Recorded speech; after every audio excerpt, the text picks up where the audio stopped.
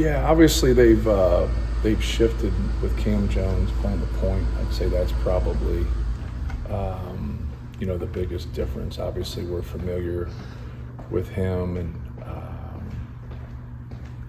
and just their overall personnel. Obviously, Kolek was a guy that had the ball in his hands an awful lot, and rightfully so.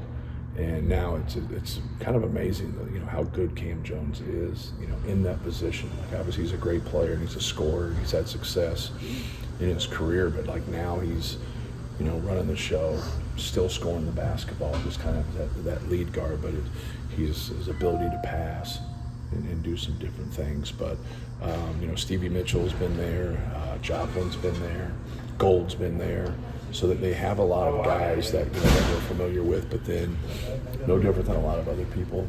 Some of their a lot of their reserves are new, but I don't think they have a transfer on their team, which is same as us. It might be the only game in college basketball this year where both teams don't have a transfer. But no, they've done a great job, and very hard to go against, very active with their hands, very good with their pressure. Forced us into 15 turnovers last year, even though we won. And so I think that'll be a big piece of the game. Can we handle their pressure and their swarming defense? That's obviously been something Shaka's done at other places too when you guys have played them. Is there something about that matchup that you think has helped expose that in ways that maybe other opponents can't, that you've gotten something from over the years? Yeah, well, I think at the end of the game at our place, I thought Braden took over the game and played really well. And I think anytime you have somebody like Zach Edey, it changes your defensive game plan. You just can't go and do like what you normally do. They started off the game in Hawaii was switching everything. So then we just had that matchup right away. And so we really got going in that game. And then they stopped with that and had more success that way.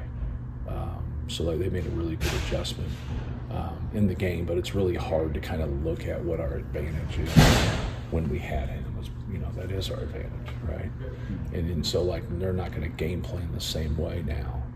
They'll be more in terms of pressure, and they'll be more in terms of getting into the basketball. Because when you pressure and you get into the basketball and you stretch things out, you're a long way away from the post.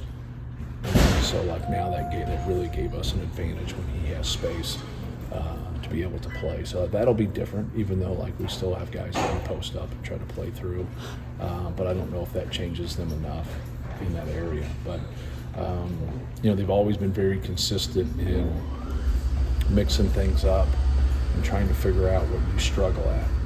And he'll keep finagling until he finds what he thinks is best for them. And sometimes that's nothing. Sometimes if they just come out and they dominate you right away, he just stays with it. But if they have some struggles or he thinks he needs to mix it up, he definitely will, whether that's a run and jump or a 1-2-2 zone press or trap the first pass or just get more aggressive on the ball. Just do a better job of trying to pester the ball handler. You talked about both teams' experience. Just with the non-conference streak over the years, do you think that that's been a factor for you guys with the teams you've been able to beat and just how it's getting so historic? I mean, do you think that your experience has done something in those games? Yeah, we just try to take it for this season. Obviously, I don't think we've been bad in our first 3 games, but I don't think we were great.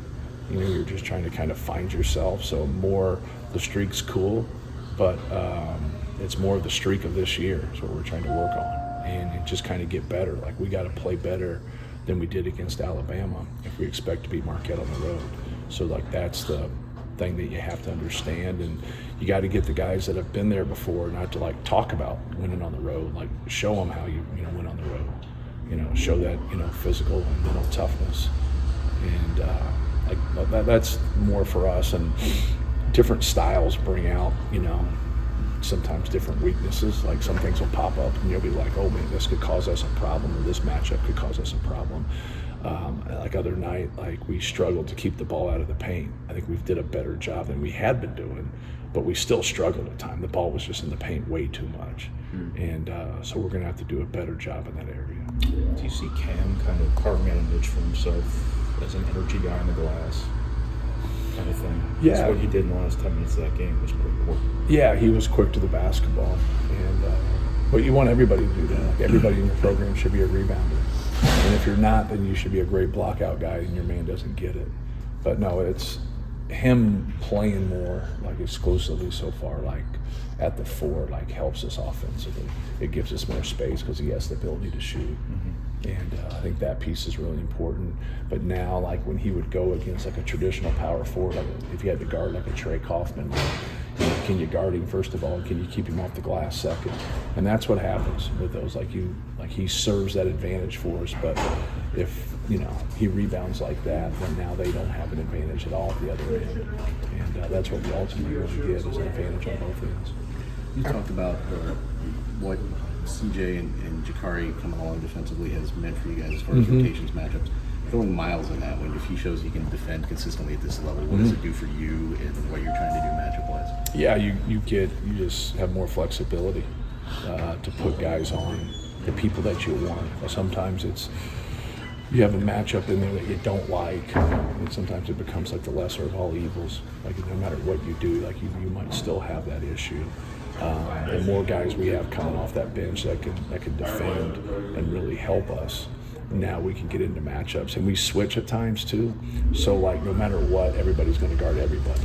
Like Marquette's stuff is like too good at times. Like the way they have their ghost, screens, and the way they empty out of stuff, and they touch and move off of ball screens. Like guys are going to get advantages. When they get advantages, you got to switch so they don't get that. And then you might not have the matchup that you like, but they didn't score off the action.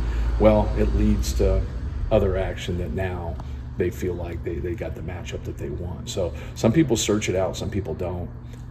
But you just got to be, you got to be smart about like how you defend and how you do it. But yeah, the more people that you have that know what they're doing, those guys are learning a lot. Like Miles has really stepped up here the last 3 games and defended well. The other guys are like they're learning. Like they're learning, just the nuances and the little things that get you behind plays that you can't allow. Because normally when people score on you, it's because you break down and they take advantage of it.